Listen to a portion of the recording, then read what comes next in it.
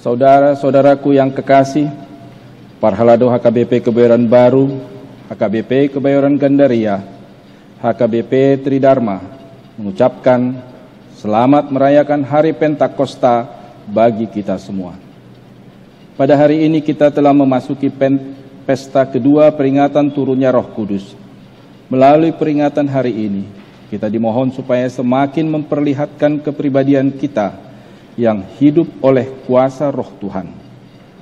Tuhan Yesus berkata kepada murid-muridnya, "Tetapi kamu akan menerima kuasa kalau Roh Kudus turun ke atas kamu, dan kamu akan menjadi saksiku di Yerusalem dan di seluruh Yudea dan Samaria dan sampai ke ujung bumi." Dan kami adalah saksi dari segala sesuatu itu, kami dan Roh Kudus yang dikaruniakan Allah kepada semua orang yang mentaati Dia. Selama beberapa waktu jemaat di seluruh Yudea, Galilea, dan Samaria berada dalam keadaan damai. Jemaat itu dibangun dan hidup dalam takut akan Tuhan. Jumlahnya makin bertambah besar oleh pertolongan dan penghiburan Roh Kudus. Dan murid-murid di Antiokhia penuh dengan sukacita dan dengan Roh Kudus. Akan tetapi kamu, saudara-saudaraku yang terkasih, bangunlah dirimu sendiri di atas dasar imanmu yang paling suci, dan berdoalah dalam Roh Kudus. Marilah kita memuji Tuhan dari Kidung Jemaat nomor 8 ayat 1 dan ayat yang keempat.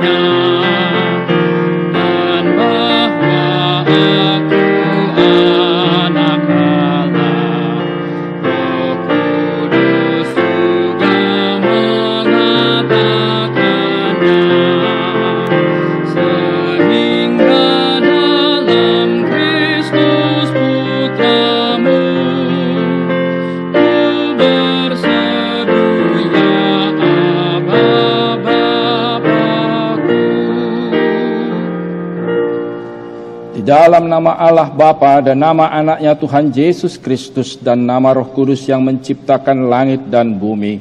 Amin. Dari Sion puncak keindahan, Allah tampil bersinar. Allah kita datang dan tidak akan berdiam diri. Demikianlah firman Tuhan Allah. Sebab aku mencurahkan air ke atas tanah yang haus dan hujan lebat ke atas tempat yang kering. Aku akan mencurahkan rohku ke atas keturunanmu dan berkatku ke atas anak cucumu. Tuhanlah Allah, Ia menerangi kita. Ikatkanlah korban hari raya itu dengan tali pada tanduk-tanduk mezbah. Haleluya. Haleluya. Haleluya.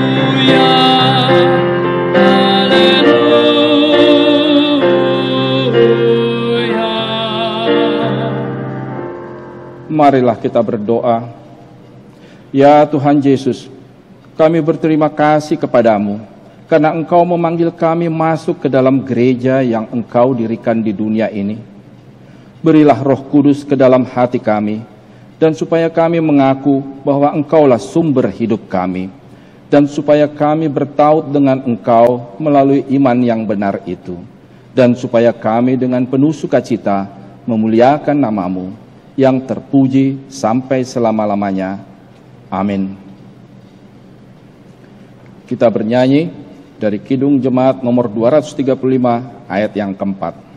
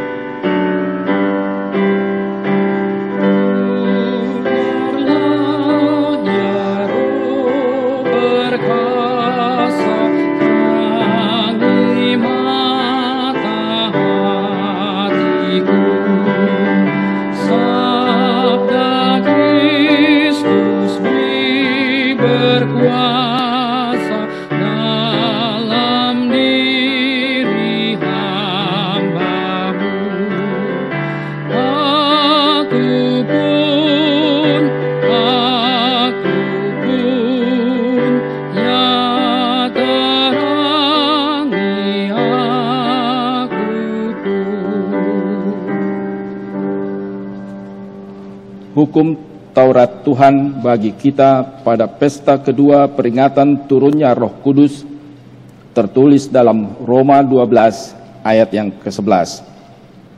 Demikianlah tertulis, janganlah hendaknya kerajinanmu kendor, biarlah rohmu menyala-nyala dan layanilah Tuhan. Marilah kita bersama-sama berdoa memohon kekuatan pada Tuhan. Ya Tuhan Allah, kuatkanlah kami untuk melakukan yang sesuai dengan hukum-Mu. Amin. Kita kembali bernyanyi dari Kidung Jemaat nomor 368 ayat yang pertama dan ayat yang keempat.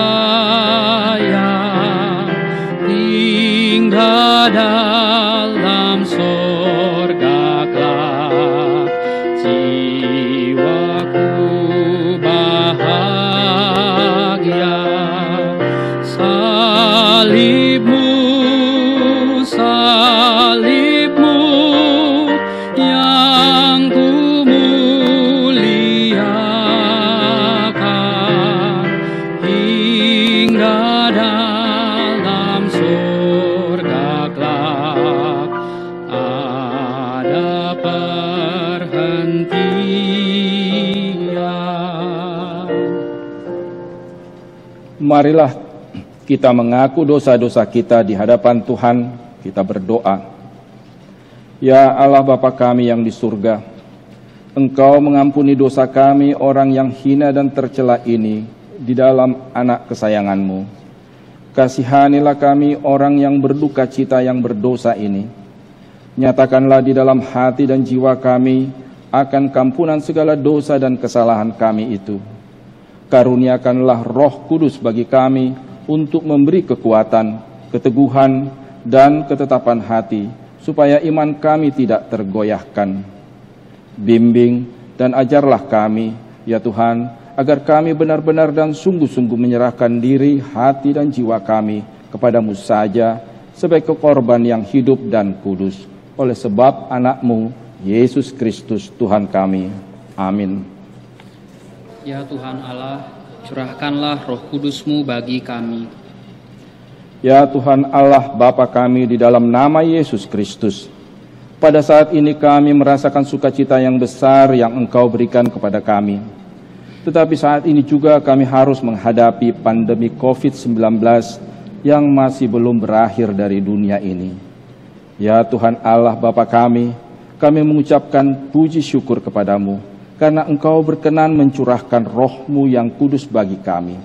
Kiranya Roh-Mu akan membimbing kami, memberikan hikmat yang benar bagi kami, juga menjagai kami setiap saat, sehingga kami akan terlepas dari mara bahaya akibat virus corona yang sedang terjadi. Curahkanlah Roh Kudus-Mu bagi kami. Ya Tuhan Allah kami yang Maha Kasih, kami merasakan akibat COVID-19 yang sedang terjadi. Rasa persatuan kami sudah semakin berkurang, mungkin karena kami harus hidup secara terpisah dengan saudara-saudara kami. Memang salah satu jalan untuk memutus mata rantai penyebaran COVID-19, kami harus menghindari perkumpulan-perkumpulan dan keramaian. Ya Roh Kudus, kiranya satukanlah selalu hati kami untuk saling menerima juga saling mengasihi seperti anggota tubuh Kristus yang kudus. Oleh karena itu, kiranya Roh Kudus tetap menyinari dan memberkati perkumpulan orang Kristen di rumah masing-masing. Ya Tuhan kami, pulihkan kami, jauhkanlah ya Tuhan segala penderitaan yang sedang kami alami. Ya Tuhan Allah, curahkanlah Roh Kudus-Mu bagi kami. Ya Tuhan Allah yang Maha Kasih, bukalah hati kami untuk selalu mau berharap kepadamu, supaya kami yakin dan percaya bahwa Engkau akan melepaskan kami dari pergumulan yang sedang terjadi. Engkau adalah Tuhan dari Tuhan yang ada di dunia ini. Engkau juga yang Maha Kuasa dari segala yang punya kekuasaan di dunia ini. Tunjukkanlah ya Tuhan kuasa-Mu dan kekuatan-Mu untuk memulihkan kami kepada ketentraman dan damai dalam kehidupan kami. Ya Roh Kudus, penghibur orang yang berduka, sembuhkanlah segala penyakit dan penderitaan kami karena dosa. Tinggallah bersama kami agar kami senantiasa bergembira dan penuh gairah melakukan kehendak-Mu. Engkaulah sumber pengasihan dan pengampunan, janganlah lupakan kami. Amin.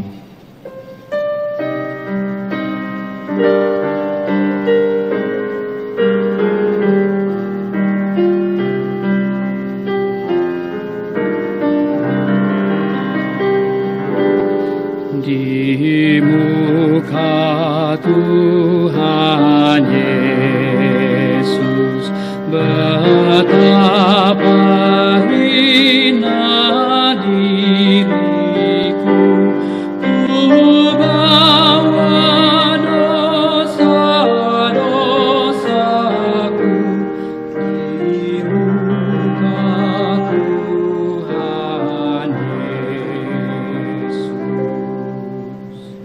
Janji Tuhan, sebab biarpun gunung-gunung beranjak dan bukit-bukit bergoyang, tetapi kasih setiaku tidak akan beranjak daripadamu, dan perjanjian damaiku tidak akan bergoyang. Firman Tuhan yang mengasihani engkau.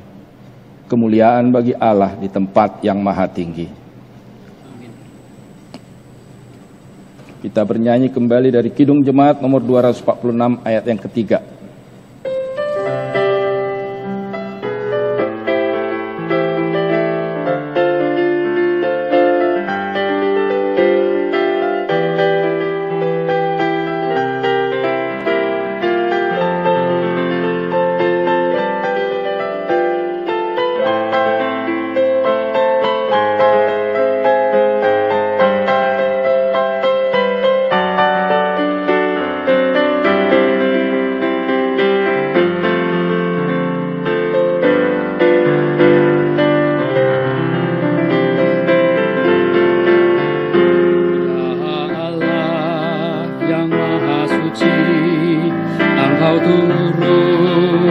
dunia ini. Kau menyala bagaikan api, memurnikan nurani kami, mengobarkan semangat kami, agar kami menjadi berani. Utuslah kami dengan kuasa-Mu.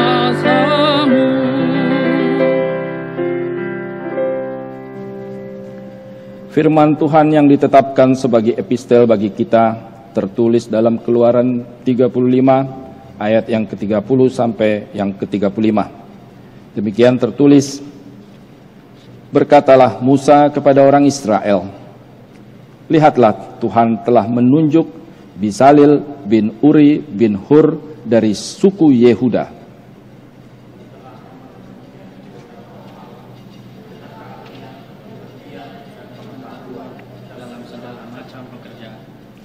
Yakni untuk membuat berbagai rancangan supaya dikerjakan dari emas, perak, dan tembaga.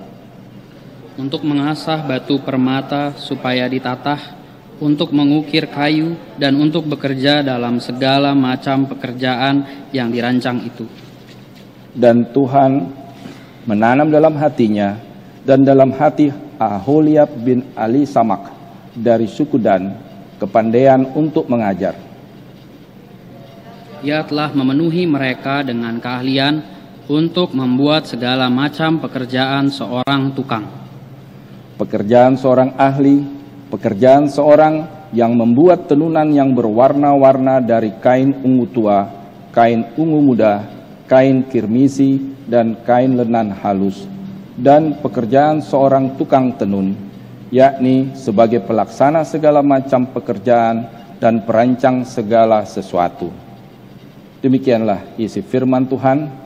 Berbahagialah orang yang mendengarkan firman Tuhan serta memelihara dalam hatinya. Amin. Kita kembali bernyanyi dari Kidung Jemaat nomor 250A ayat yang keempat.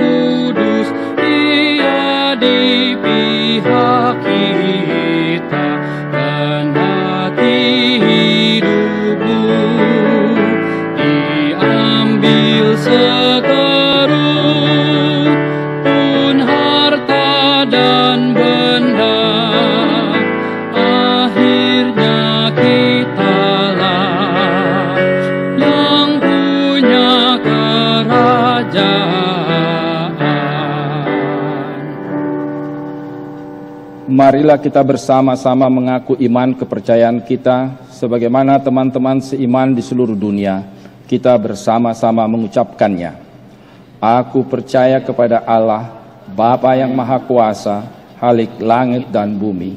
Aku percaya kepada Yesus Kristus, Anaknya yang tunggal Tuhan kita, yang dikandung daripada Roh Kudus, lahir dari anak darah Maria, yang menderita sengsara di bawah pemerintahan Pontius Pilatus, disalibkan, mati dan dikuburkan, yang turun dalam kerajaan maut. Pada hari yang ketiga, bangkit pula dari orang mati, naik ke sorga, duduk di sebelah kanan Allah, Bapa yang Maha Kuasa. Dari sana akan datang kelak untuk menghakimi orang yang hidup dan yang mati. Aku percaya kepada Roh Kudus dan adanya satu gereja yang kudus, persekutuan orang kudus, pengampunan dosa, kebangkitan daging, dan hidup yang kekal. Amin.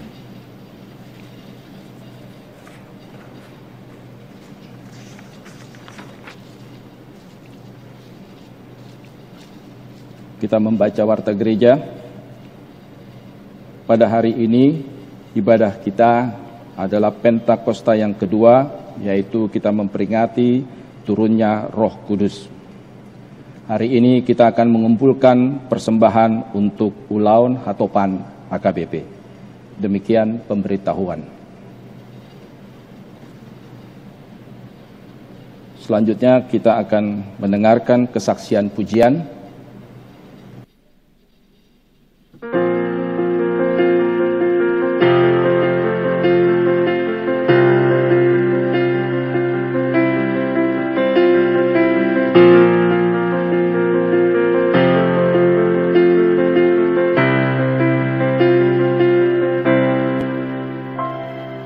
Kau hiasi kehidupanku dengan kemurahan-Mu. Kau rancangkan masa depanku penuh dengan harapan.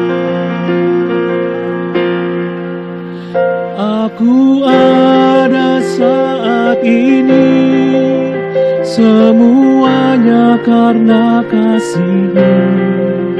Aku hidup hari ini, semua berkat kemurahan-Mu. Terima kasih Yesus, Engkau sangat baik, teramat baik bagiku.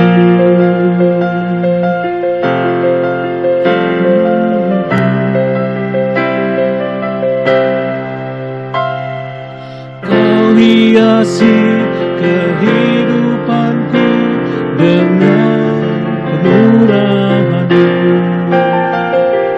Kau rancangkan masa depanku penuh dengan harapan. Aku ada saat ini, semuanya karena kasih-Mu.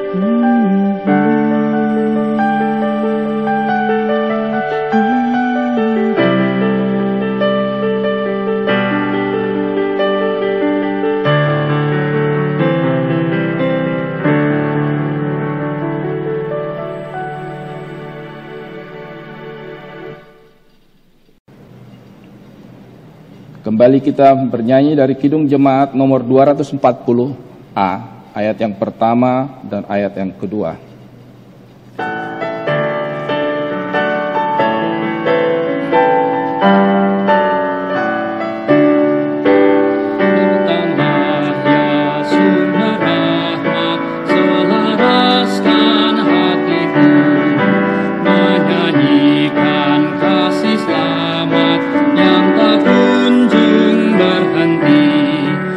Ajar aku madahi indah di kalbar.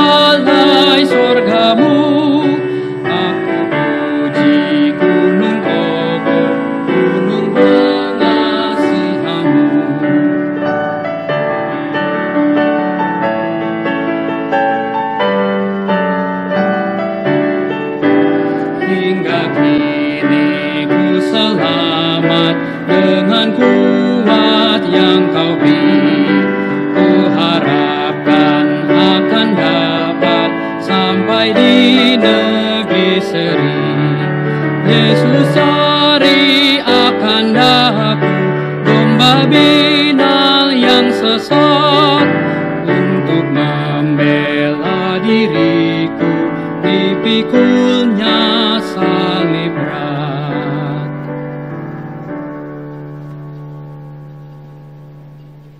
Damai sejahtera Allah yang melampaui segala akal dan pikiran manusia, itulah yang memelihara hati dan pikiran saudara-saudara di dalam Kristus Yesus Tuhan kita. Amin. Jemaat yang dikasihi oleh Tuhan, pada pesta Pentakosta yang kedua ini, izinkan kami menyapa kita dengan ucapan Selamat Hari Pentakosta. Firman Tuhan bagi kita diambil dari 1 Korintus pasal 2, ayat yang pertama sampai dengan ayat yang kelima. Kami akan membacakan bagi kita dan marilah kita bersama-sama mengikutinya. Demikianlah pula ketika aku datang kepadamu, saudara-saudara, aku tidak datang dengan kata-kata yang indah atau dengan hikmat untuk menyampaikan kesaksian Allah kepada kamu. Sebab aku telah memutuskan untuk tidak mengetahui apa-apa di antara kamu selain Yesus Kristus, yaitu Dia yang disalibkan. Aku juga telah datang kepadamu dalam kelemahan dan dengan sangat takut dan gentar.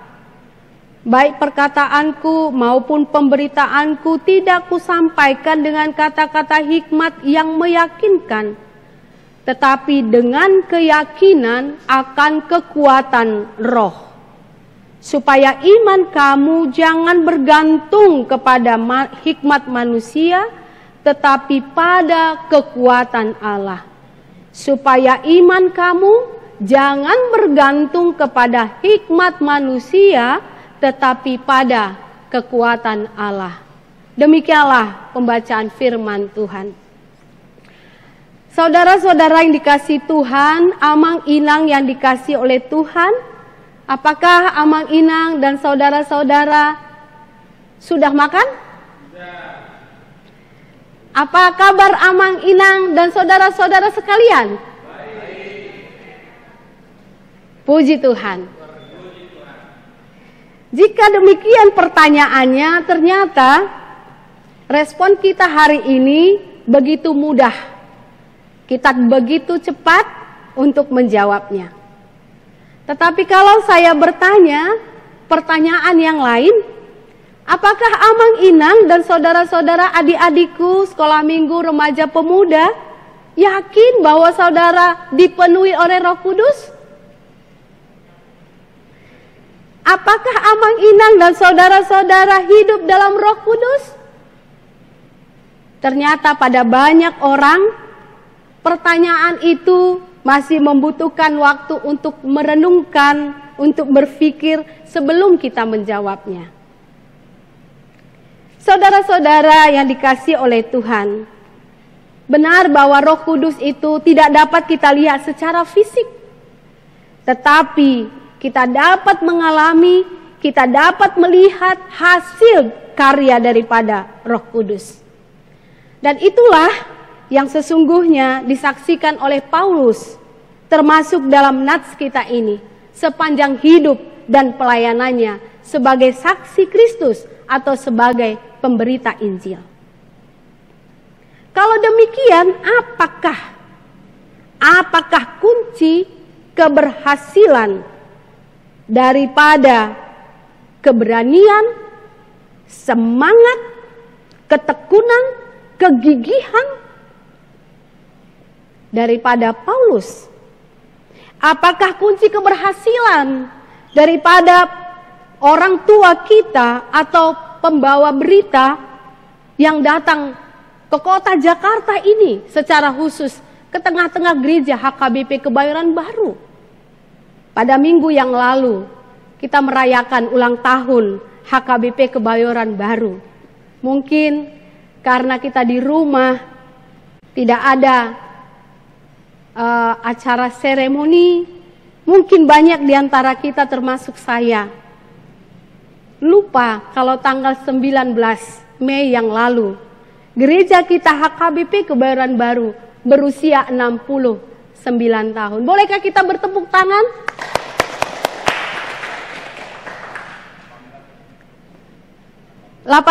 Mei 18 Mei, maaf 18 Mei ternyata. Tapi tahunnya sudah pas ya Mang, 69 tahun?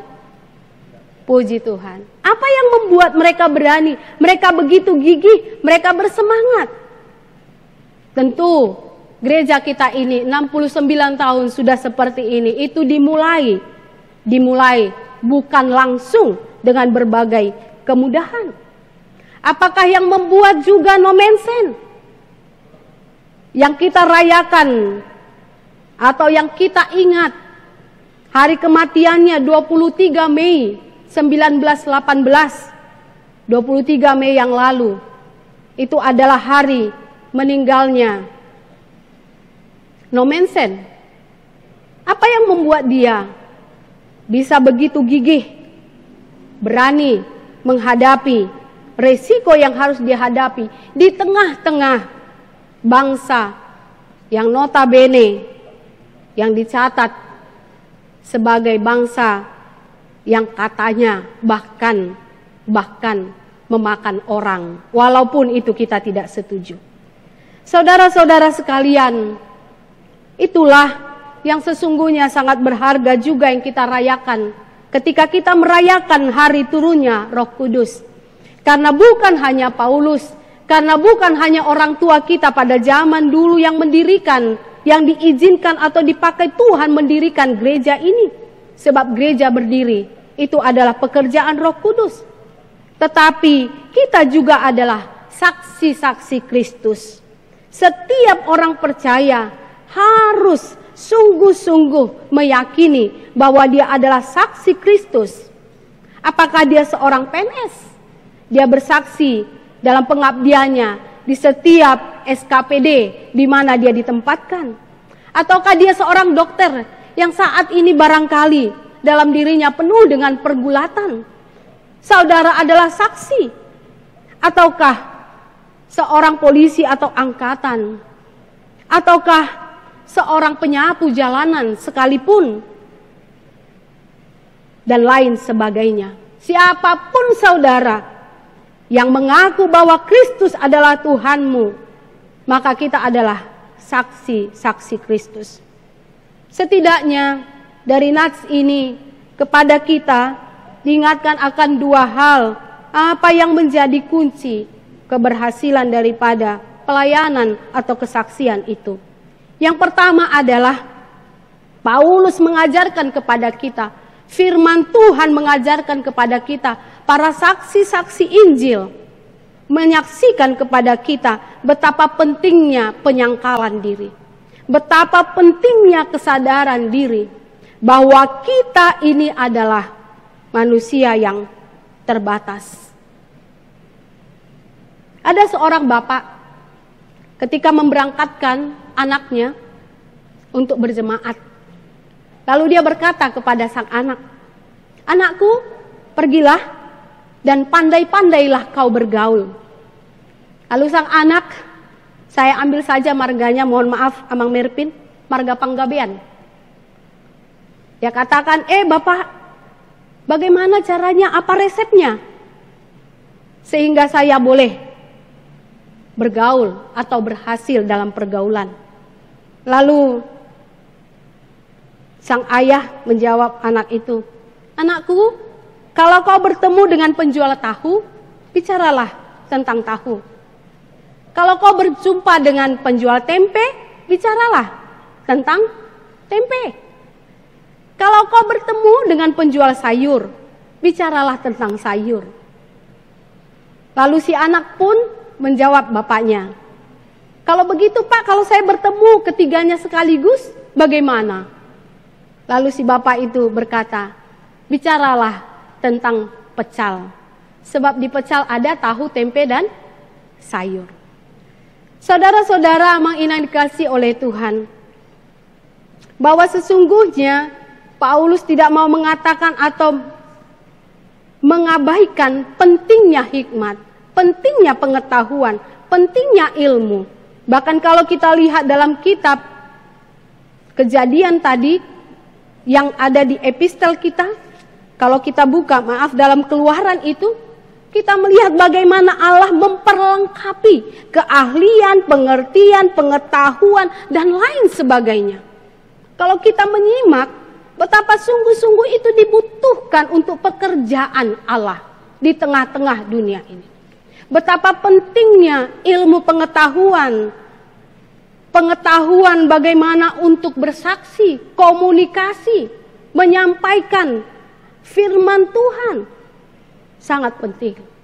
Tetapi sungguh-sungguh Paulus mengatakan, saya tidak datang dengan hikmat. Saya tidak datang dengan kata-kata yang indah. Saya tidak mau meninabobokanmu dengan pengetahuanku.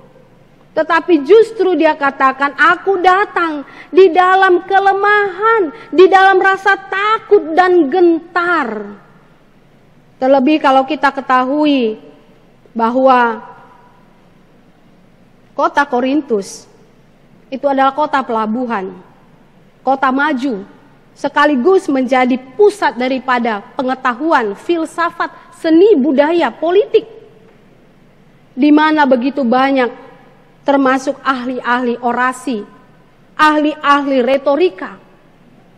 Dan itu menjadi sesuatu yang penting dalam kitab Korintus, secara khusus ketika berbicara tentang Kristus dan salib Kristus, berbicara tentang perbuatan Allah yang menjadi manusia. Hikmat manusia tidak akan dapat menerimanya. Sehingga Paulus mengatakan benar bahwa salib itu adalah kebodohan, batu sandungan bagi orang-orang yang bukan Yahudi, bagi orang-orang yang akan binasa. 1 Korintus pasal 1 ayat 23, 24, 25. Karena itu kita tidak mau memperdebatkan betapa sesungguhnya pengetahuan adalah karunia Tuhan. Pengetahuan adalah pemberian Tuhan. Tetapi justru di sanalah letak keterbatasan kita. Maka dengan demikian Paulus sungguh-sungguh menyangkal dirinya. Paulus sungguh-sungguh merendahkan hatinya, merendahkan dirinya. Dia tahu bahwa kemanusiaannya sangat terbatas. Dia tahu ketidakcakapan pribadinya.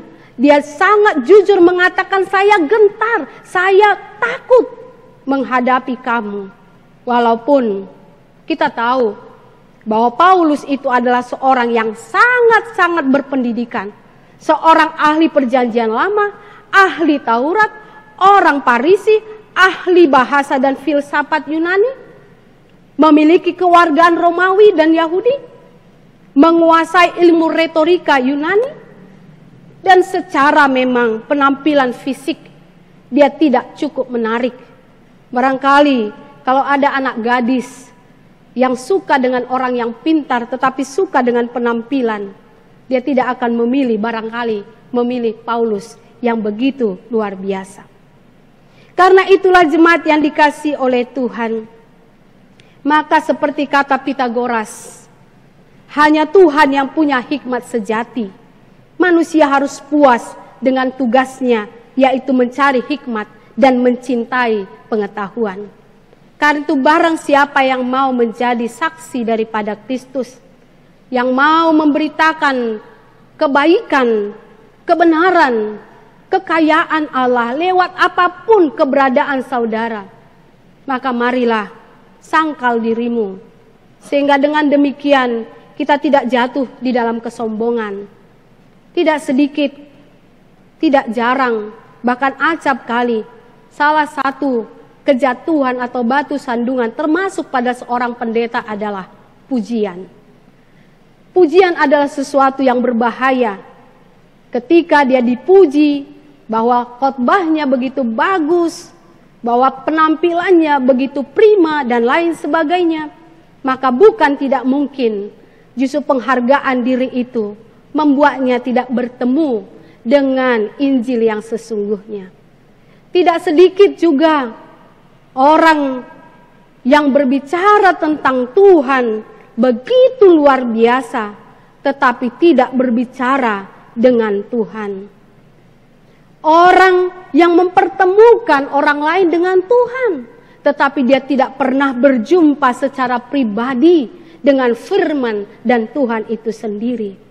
Sehingga pada akhirnya tidak sedikit kita merasakan kekeringan ketika kita lelah bekerja, apapun pekerjaan kita.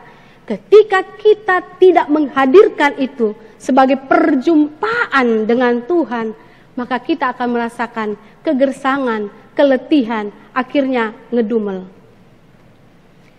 Dan disinilah yang kedua, Paulus mengatakan bahwa dia begitu memerlukan, bahkan mengandalkan kekuatan Roh Kudus. Mengandalkan dan bergantung kepada kekuatan Allah. Bukan kepada pendidikannya yang tinggi, bukan kepada keahliannya untuk membuat orang terkagum-kagum.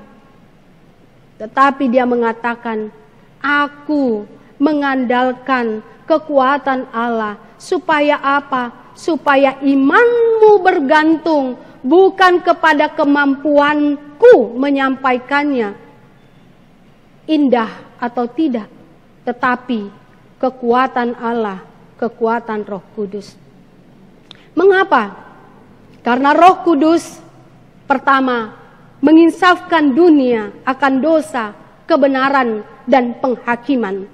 Dalam Yohanes 16 ayat 7 sampai 11. Marilah nanti kita coba Mang Inang membukanya.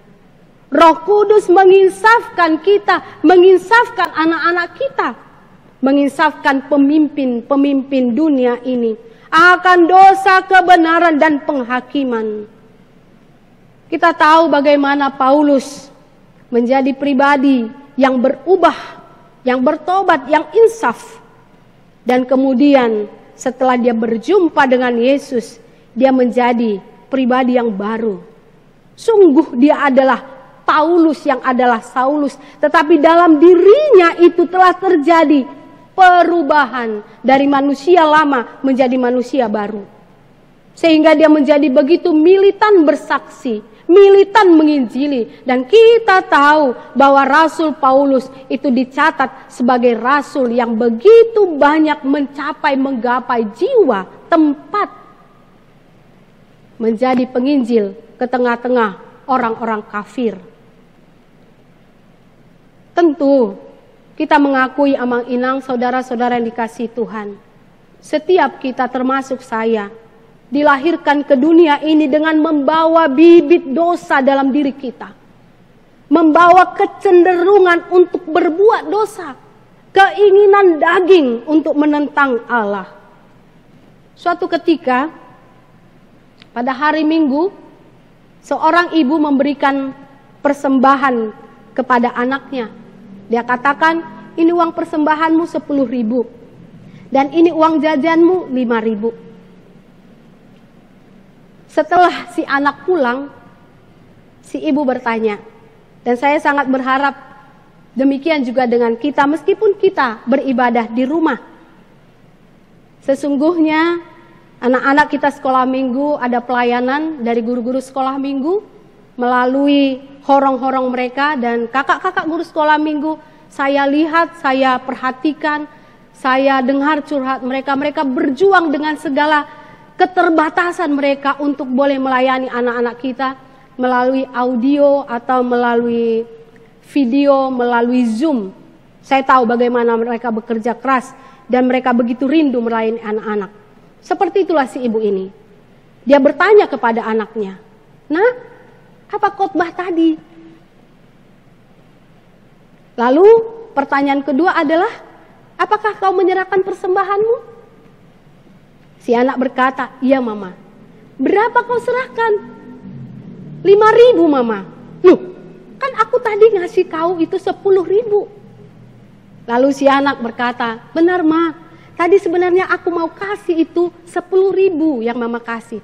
Tapi aku mendengar khotbah pendeta, dia katakan dari mimbar bahwa Tuhan itu sangat senang menerima persembahan yang diberikan dengan ikhlas dan gembira. Artinya apa?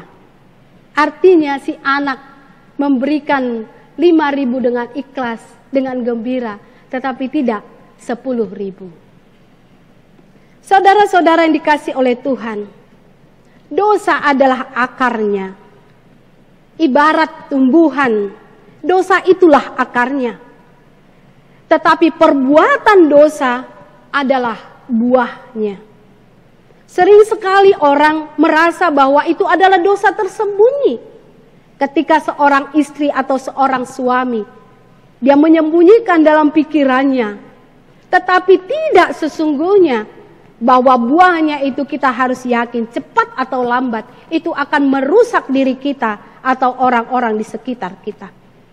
Rohlah yang menyadarkan dan meyakinkan kita tentang dosa kita. Kalau tidak demikian, maka mari kita ingat amang-inang dan mari kita katakan kepada anak-anak kita, kita akan menjadi orang yang tidak selamat. Keluarga kita tidak akan selamat. Yang kedua, Roh Kudus pula yang meyakinkan bahwa Yesus adalah kebenaran dari Allah, bahwa Yesus adalah jalan, kebenaran, dan hidup, dan tidak ada seorang pun yang sampai kepada Bapa kalau tidak melalui Yesus. Yang ketiga, Roh Kuduslah yang meyakinkan dunia akan pengadilan. Itu dikatakan tadi menginsafkan akan dosa, kebenaran, dan pengadilan. Sesungguhnya saat Yesus disalibkan, kita harus yakin. Alkitab sungguh-sungguh menyatakan, menyingkapkan kepada kita.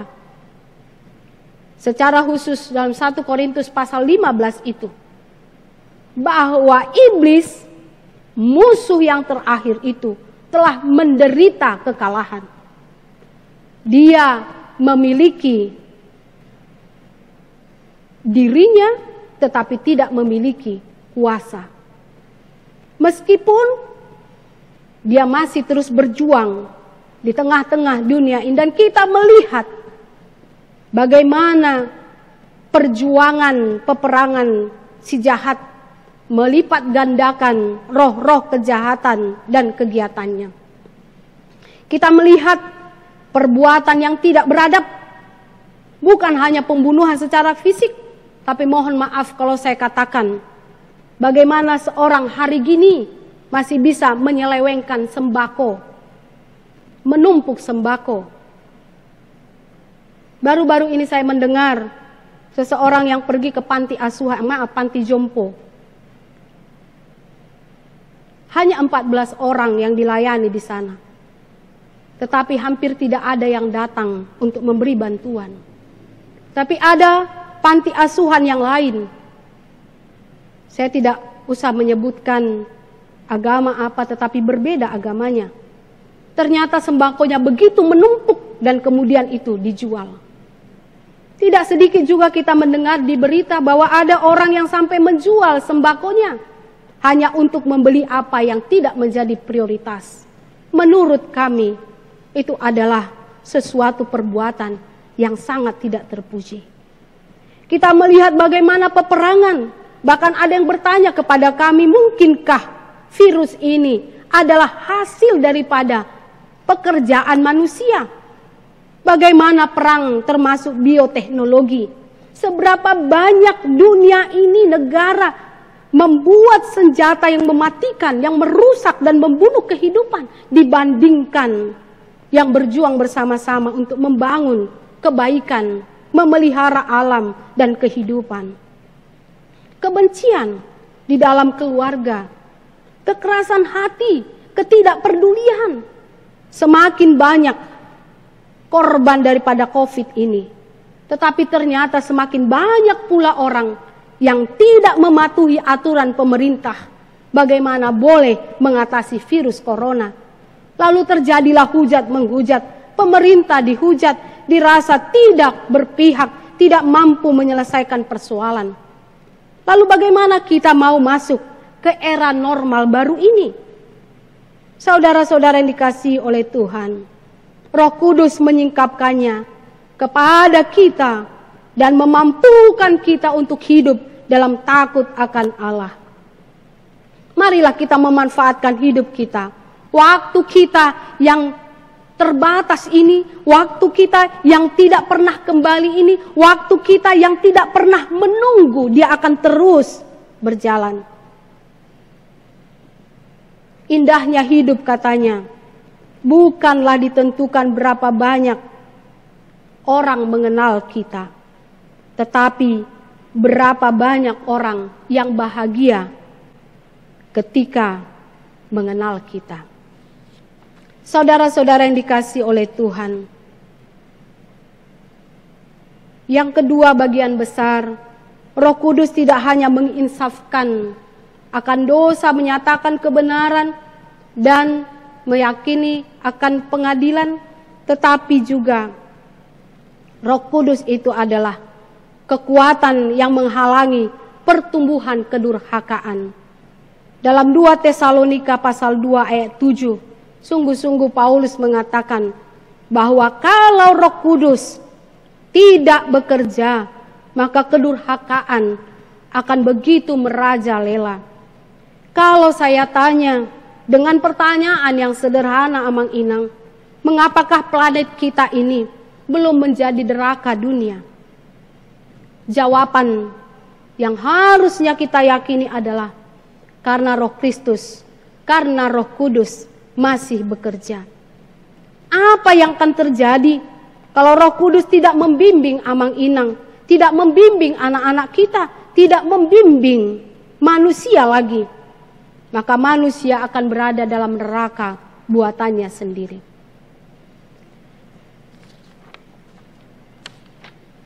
Roh Kudus menerangi dan membaharui setiap roh dan pikiran kita.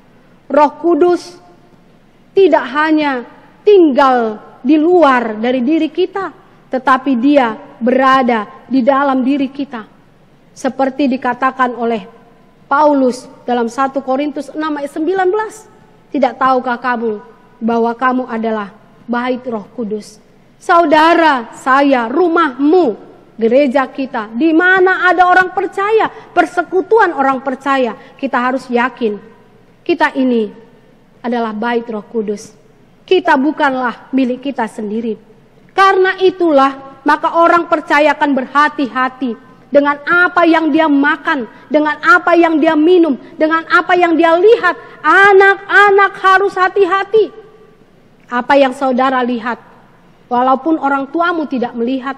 Apa yang saudara baca, apa yang saudara mainkan, apa yang saudara katakan. Sebab engkau adalah milik Kristus. Kau adalah bait Roh Kudus. Sehingga dengan demikian saya dan saudara-saudara haruslah mendisiplinkan diri kita agar sama seperti dikatakan Paulus, setelahnya kita tidak dicela atau tidak ditolak Allah. Roh Kudus menghibur, menolong dalam kelemahan. Ketika kita lemah, kita tidak mampu, atau orang tua kami, saudara-saudara ada yang sakit, atau keluargamu ada yang terpisah yang harus diopname dan kau tidak bisa mengunjunginya, membesuknya. Dalam kelemahan kita ada roh yang menyampaikannya kepada Bapa kita. Serta Roh Kuduslah yang mencegah orang yang percaya untuk pergi ke tempat-tempat tertentu, ke tempat yang tidak dikehendaki. Itu kita lihat dalam Kisah 16 ayat 6 dan 7. Dan ada banyak lagi pekerjaan Roh Kudus, termasuk memampukan untuk berkhotbah, apa yang akan dikatakan, apa yang akan disaksikan. Dan itu dikatakan Yesus, jangan kamu takut mengatakan apa di hadapan penguasa atau orang yang kau takuti di dunia ini. Sebab apa? Sebab pada saat itu Roh akan mengajar kita apa yang akan kita katakan. Jika saudara ada yang mau mencari pekerjaan, atau saudara ada yang mau melamar atau menyatakan cintamu, maka katakan kepada Roh Kudus, Roh Kudus, bimbing aku, tuntun aku. Atau kalau suami kita bekerja, mau berangkat bekerja, kita minta kepada Roh Kudus, Tuhan tuntun suamiku kemana dia melangkah, dan lain sebagainya. Kita adalah orang biasa. Tetapi sama seperti kata Jackie Chan, barangkali kita suka menontonnya. Saya termasuk orang yang suka film Jackie Chan. Seorang bintang film laga Hong Kong ketika mengunjungi Aceh memberi sumbangan pasca tsunami di Aceh. Wartawan bertanya kepadanya, "Saudara hampir di setiap film berperan sebagai seorang pahlawan. Menurutmu, apakah kriterianya menjadi seorang pahlawan?" Lalu Jackie Chan menjawab dengan sangat sederhana, "Saya adalah orang biasa. Pahlawan adalah orang biasa, tetapi dapat melakukan sesuatu yang luar biasa." Anak-anak kita adalah anak-anak yang biasa, tetapi mereka menjadi luar biasa ketika mereka dituntun oleh Roh Kudus. Karena itu, mari kita minta kepada Tuhan, kemanapun anak-anak kita kelak melanjutkan sekolah, perguruan tinggi SMA, atau mungkin adik-adik kami sekarang harap-harap cemas, maka katakanlah, saudara adalah orang biasa, tetapi di tangan Tuhan yang perkasa, yang adalah pemilik segala sesuatunya, dia mampu membuat saudara menjadi luar biasa. Amin.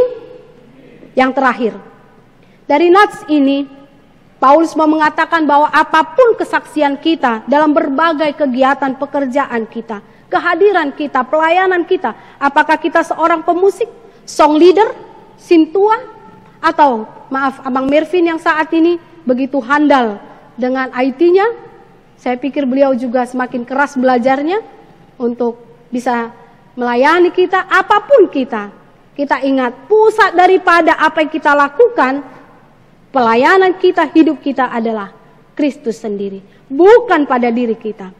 Injil itu adalah kabar baik, Injil itu adalah kabar sukacita. Mengapa kabar sukacita? Karena dia mau mengatakan kepada saudara saya dan semua orang yang mau mendengar dan percaya, dia mengatakan Kristus mengasihimu. Katakan kepada anakmu, katakan kepada opung di sebelahmu, katakan kepada suami istrimu, katakan kabar sukacita dibawa oleh Kristus adalah Kristus mengasihimu. Bolehkah Amang Inang melakukannya? Silakan lakukan, tetapi dengan iman. Kristus menerima kita, karena itu ia mau menanggung derita, ia mati, disalib, bangkit untuk menyelamatkan kita. Kristus adalah Allah yang menjadi manusia. Di dalam diri Kristuslah yang adalah klimaks daripada pekerjaan dan kasih Allah, kita mengenal Allah dan kasih-Nya. Kesaksian Roh Kudus pun sesungguhnya berpusat kepada Kristus. Tanpa berpusat kepada Kristus, seperti dikatakan 1 Korintus 1 ayat 23, bahwa apa yang diberitakan Paulus adalah tentang Kristus. Tanpa itu, pemberitaan kesaksian kita adalah sia-sia. Sehebat apapun, sebagus apapun kita mengatakan keberhasilan, kemampuan dan lain sebagainya, jika itu berpusat mau membesarkan kita, itu adalah sia-sia. Dan pekerjaan Roh Kudus dalam keempat Injil itu berpusat kepada kitaran pribadi Yesus, dilahirkan dari Roh Kudus, dibaptis oleh Roh Kudus, dipimpin oleh Roh Kudus, diurapi oleh Roh Kudus, dipenuhi Roh Kudus, mempersembahkan diri oleh Roh Kudus, dibangkitkan oleh Roh Kudus, memberi perintah oleh Roh Kudus. Roh Kudus adalah penggenapan janji Kristus untuk dunia ini. Karena itu saudara-saudara, kita yakin jika Kristus adalah pusat daripada pelayanan kita, maka kita pun bukan menjadi orang yang mudah kecewa, bukan mencari pujian, penghargaan diri, bukanlah orang-orang yang mudah ngambek. Kalau suami tidak menghargai saudara, sudah capek-capek masak, lalu saudara ngambek, itu sesungguhnya kita melakukan untuk diri kita, bukan untuk Kristus yang telah melayani kita dengan sepenuh tubuh, jiwa, dan rohnya. Biarlah saudara-saudara yang kasih oleh Tuhan, dengan kita merayakan Pentakosta ini, rumah kita, diri kita, benar-benar seperti tema kita.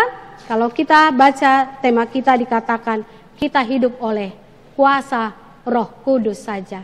Kiranya Tuhan memberkati kita. Amin. Kita berdoa. Terima kasih ya Allah Bapa di dalam Yesus Kristus yang telah mengaruniakan kepada kami Roh yang kudus. Roh yang bukan dari dunia ini. Roh menjadi kekuatan penghibur kebenaran yang menuntun kami kepada kekekalan. Biarlah Tuhan pada masa Pentakosta ini yang telah kami pestakan selama 2 hari. Ini menjadi peringatan sekaligus semakin memupuk, menumbuhkan, menyegarkan, dan menancapkan akar-akar iman kami akan kebenaran firman Tuhan yang kekal dan amin. Padamu kami serahkan Bapa setiap rumah. Sungguh kami sangat rindu untuk berkunjung, kami sangat rindu untuk bertemu muka dengan muka. Tetapi kami percaya di tengah-tengah keterbatasan kami justru di sanalah kami boleh berkata bahwa kami mengandalkan kuasa Allah. Kami merangkul seluruh jemaat-Mu, baik bahkan yang ada di dalam rahim hingga orang tua kami yang sudah lansia. Apakah mereka masih bisa berjalan ataukah mereka harus di tempat tidur? Atau saudara-saudara kami yang dalam keadaan sakit, baik di rumah atau di rumah sakit. Bukan hanya Tuhan karena sakit daripada raga, tetapi juga sakit karena persoalan rohani. Ya Allah kami, biarlah Engkau yang melawat melalui Roh Kudus-Mu, yang memberikan penghiburan, kekuatan, menolong, menyemangati, sehingga dengan demikian kami boleh senantiasa berani untuk percaya bahwa di dalam Kristus segala sesuatunya adalah kebaikan, dan kami boleh semakin mengandalkan dan berserah kepada Tuhan. Dimanapun anak-anak kami dan kapanpun anak-anak kami akan menjalani ujian, baik untuk kenaikan kelas atau mencari sekolah yang lebih tinggi di tingkat SD, SMP, SMA, dan perguruan tinggi. Ya Allah kami merasakan bagaimana mereka saat ini barangkali banyak sekali yang menjadi cemas. Tetapi gantikanlah itu Tuhan, sebab ketakutan itu bukanlah daripada Tuhan. Tetapi ketika kami datang dalam takut akan Tuhan, maka di sana Tuhan akan menyingkapkan bahwa rencana Allah ada yang luar biasa bagi anak-anak kami. Ajar mereka Tuhan untuk melihat persoalan ini justru menjadi pengalaman yang akan membentuk mereka dari sejak dini. Kami yakin bukan kebetulan wabah ini boleh dialami justru di saat anak-anak kami sedang di masa-masa mereka bertumbuh. Biarlah Tuhan yang menambah hikmat pengetahuan juga mengajar mereka untuk semakin dewasa, juga dewasa dalam iman. Padamu kami serahkan Bapa seluruh lumbung-lumbung jemaat-Mu. Bila mungkin Bapa ada jemaat-Mu yang begitu merana, menderita, atau mengalami persoalan bisnis, keuangan, dan lain sebagainya.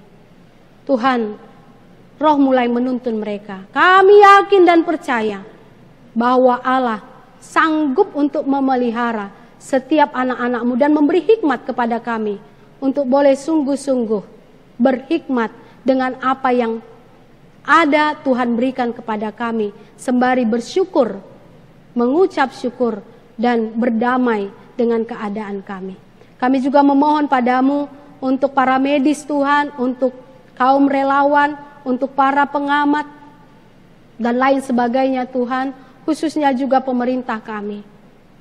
Ya Allah, sumber daripada hikmat pengetahuan, ya Roh Kudus, cerahkanlah, berikanlah hikmat-Mu, dan biarlah Tuhan mempersatukan mereka, sehingga di tengah-tengah persoalan ini, semakin kami disadarkan betapa pentingnya kami bekerja sama dan sama kerja. Dan dengan demikian Tuhan, bangsa kami dan bangsa-bangsa di dunia ini boleh keluar dari persoalan ini. Khususnya Tuhan dalam penerapan era normal baru nantinya. Tambahkan kesadaran kepada seluruh umat-Mu. Sungguh kami mohon Bapa, jangan biarkan kami menjadi orang-orang bebal. Jangan biarkan umat-Mu menjadi orang-orang keras kepala. Biarlah Roh-Mu yang mengajar setiap umat yang telah Engkau ciptakan ini, supaya kami sadar betul bahwa apa yang kami lakukan adalah sesuatu yang sangat berharga, bukan hanya bagi kami, tetapi juga bagi keberlangsungan hidup orang lain. Terpujilah Engkau Bapa juga melalui ulang tahun gerejamu HKBP Kebayoran Baru yang sudah 69 tahun. Terima kasih untuk jemaatmu orang tua kami yang barangkali sudah begitu banyak yang kembali ke pangkuanmu. Biarlah Tuhan, apa yang telah mereka tabur, benih yang telah tumbuh, ini akan terus dalam Roh Kudus Tuhan. Engkau yang merawat, Engkau menyiram dan memberkati keturunan-keturunan mereka dimanapun mereka berada. Kiranya Tuhan yang berkenan memakai gerejamu ini menjadi berkat baik melalui seluruh jemaat dan para haladomu. Terpujilah Engkau Bapa dalam kasih Yesus. Kami mengucap syukur dan memohon kepadamu. Amin.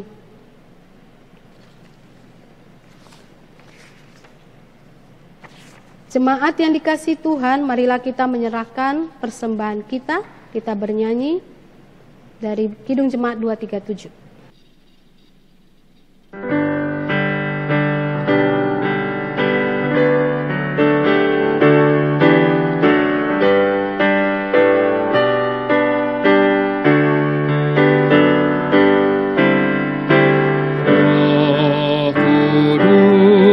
Tetap teguh, Kau pemimpin umat-Mu. Tuntun kami yang lemah, lewat gurun dunia. Jiwa yang letih lesu mendengar panggilan-Mu. Hai musafir, ikutlah ke negeri sejahtera.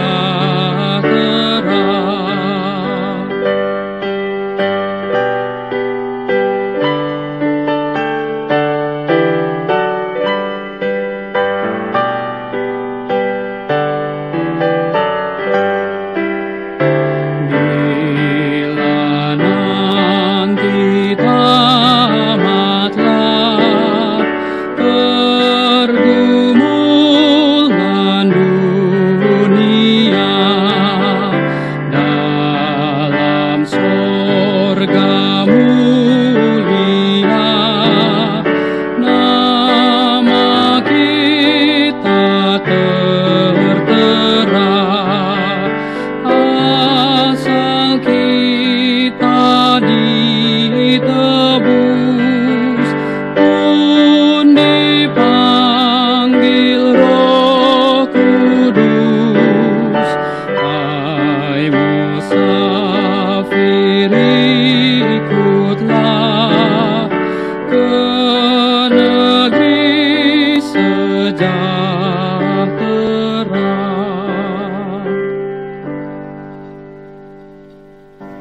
Jemaat yang dikasihi Kristus, marilah mengucapkan puji syukur bagi Allah Tuhan kita yang telah memberikan pemberian yang paling berharga bagi kita, yaitu Roh-Nya yang kudus, dicurahkan bagi kita umat yang hina ini.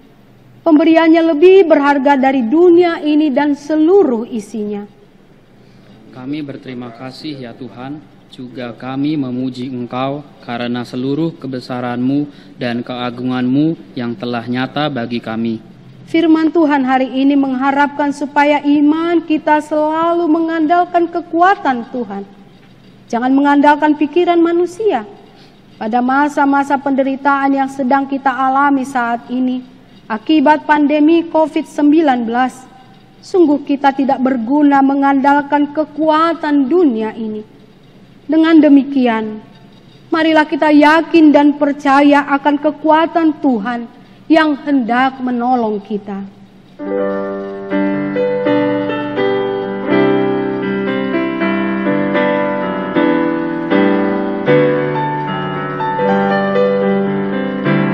Dialah jalan yang benar, kedamaian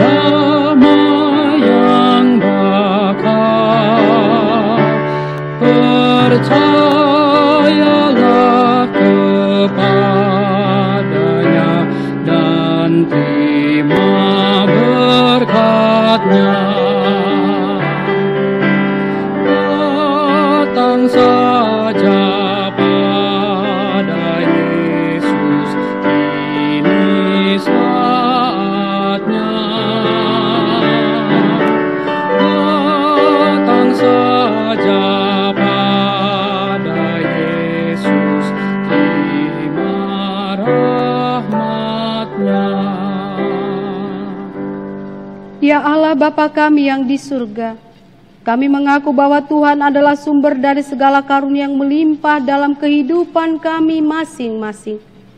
Sebahagian daripada karunia itu, kami serahkan kembali sebagai persembahan kepada Tuhan. Terimalah dan berkatilah persembahan umat-Mu ini, agar dapat kami pergunakan untuk pekerjaan dan pelayanan kerajaan Tuhan di dunia ini. Bukalah hati kami untuk mengenal betapa banyak berkat dan karunia yang kami peroleh dari Tuhan, supaya kami senantiasa bersyukur kepadamu, di dalam nama Yesus Kristus Tuhan kami. Amin. Tuhan karuniamu, roh dan jiwaku semua,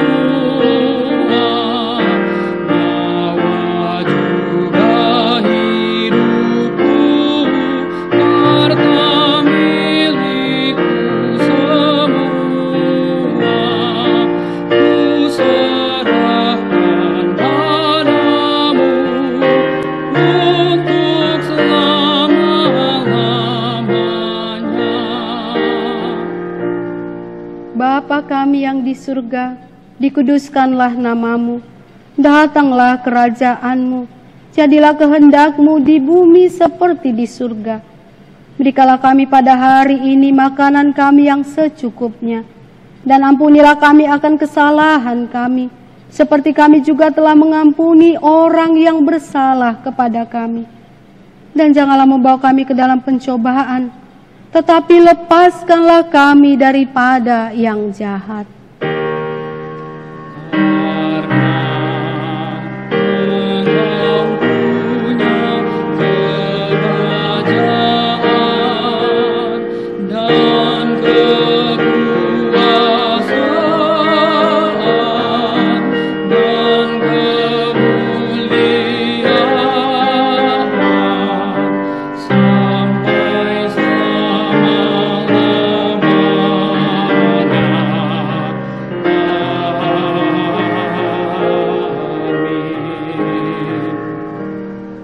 Jemaat yang dipenuhi oleh Roh Tuhan, pulanglah dengan sejahtera dan terimalah berkat dari Tuhan kita. Tuhan memberkati engkau dan melindungi engkau. Tuhan menyinari engkau dengan wajah-Nya dan memberi engkau kasih karunia.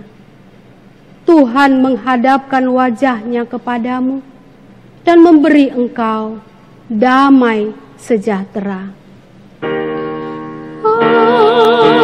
Amin. Amin.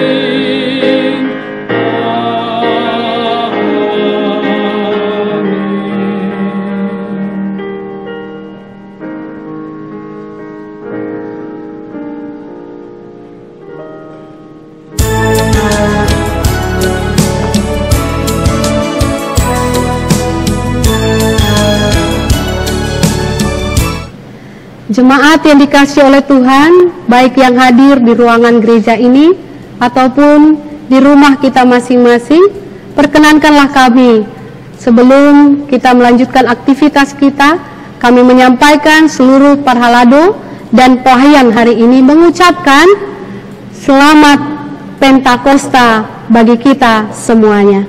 Tuhan memberkati.